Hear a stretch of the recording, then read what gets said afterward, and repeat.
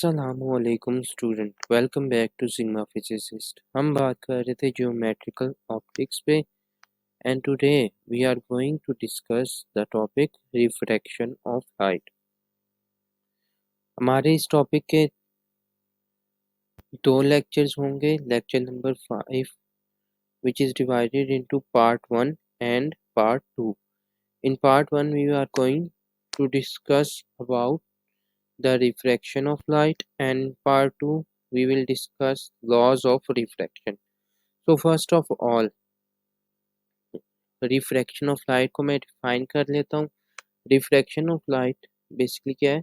Is defined as the bending of light rays when it travel from one medium to another medium is known as refraction of light.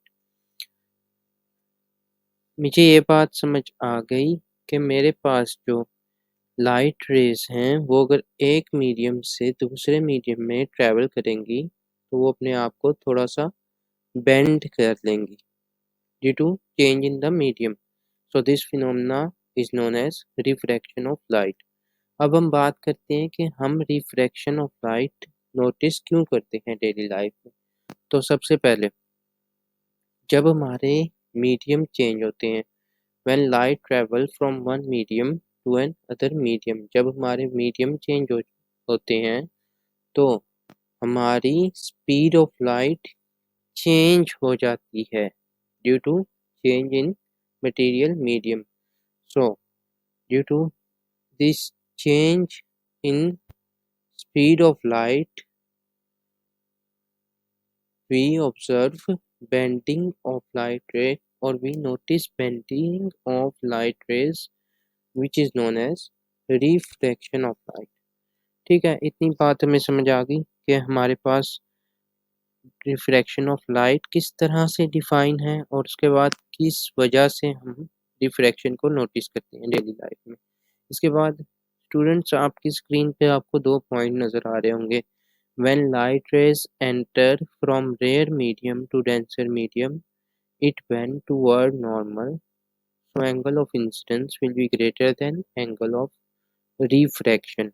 And the second point is, when light rays enter from denser medium to rare medium, it bends away from normal, so angle of incidence will be less than angle of refraction. इन दोनों points को हम लोग next explanation में एक example से समझेंगे, जिसमें हम रिफ्रैक्शन डिफरेंट पॉइंट पे ऑब्जर्व कर रहे हैं due to change in the medium.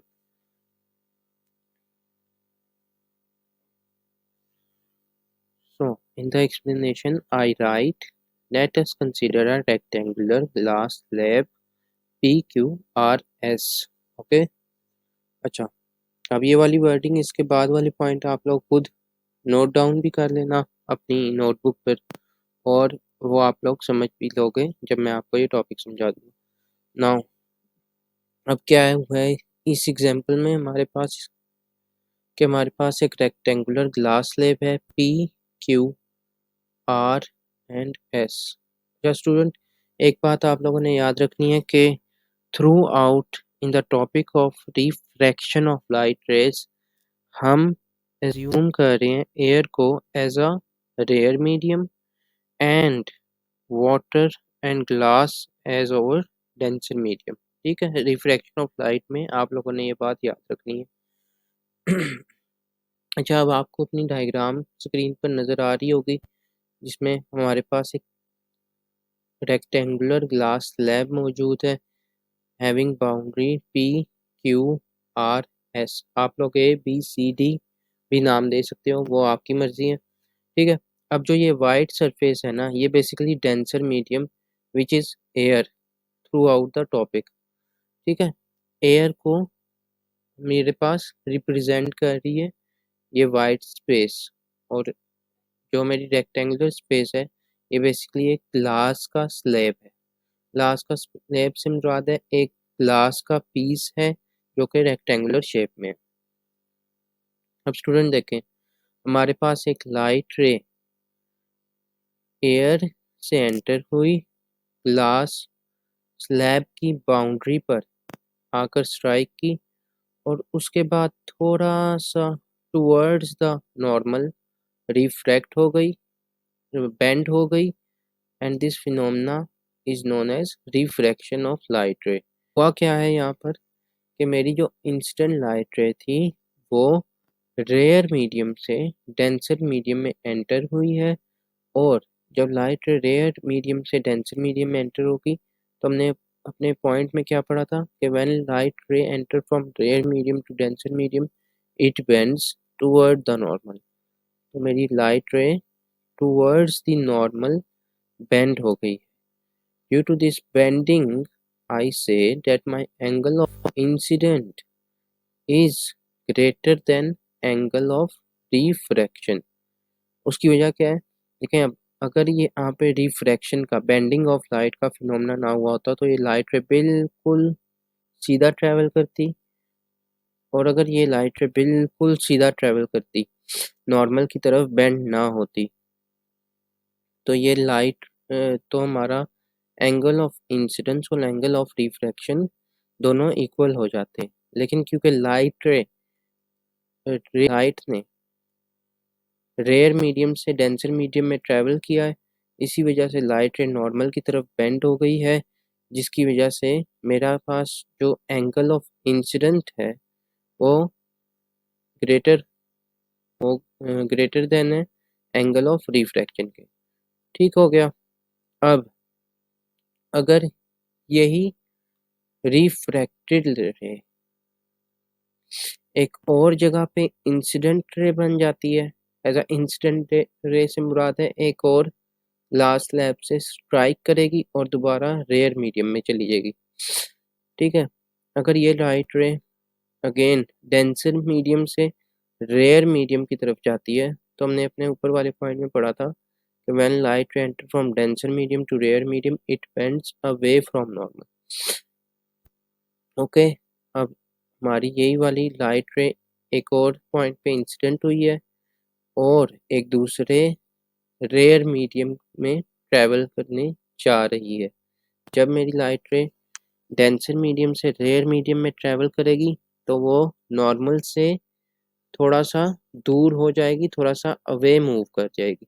जब मेरी लाइट रे नॉर्मल से थोड़ा सा अवे मूव कर जाएगी तो मेरा angle of incidence angle of refraction से कम होगा, क्योंकि अब लाइट रे ने नॉर्मल के साथ अपना एंगल बढ़ा लिया है। इसी वजह से हमारा जो रिफ्रैक्टेड एंगल है will be greater than our incident angle. Okay, उम्मीद करता हूँ ये एग्जांपल आपको समझ आ गई होगी। In the next slide we have a self-assessment question. Question is from your book, Why the Position of Fish Inside the Water Seem to be at less depth than that of its actual position. ठीक है class, जो आप अपनी screen पर इसकी wording देख रहे हैं, ये वर्डिंग बेसिकली इसका आंसर है। ये वर्डिंग आप लोग खुद रीड आउट कर लेना, मैं आपको इसका कॉन्सेप्ट समझा देता हूँ। तो बेसिकली होता क्या है,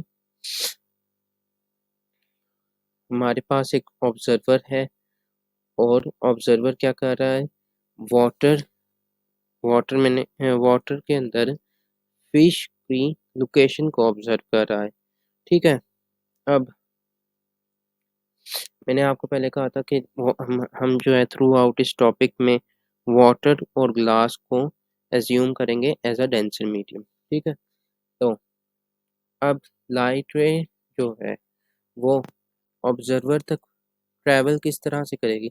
लाइट रे will travel from water to air and then it will reach to observer eye. So हमारे पास जो मेरा डेंसर मीडियम है वो क्या है, मेरा डेंसर मीडियम मेरे पास वाटर है। मुझे पता है कि when light ray travel from denser medium to rare medium it bends away from normal। तो लाइट रे थोड़ी सी बेंडिंग का फिनोमेना रिप्रेजेंट कर देगी।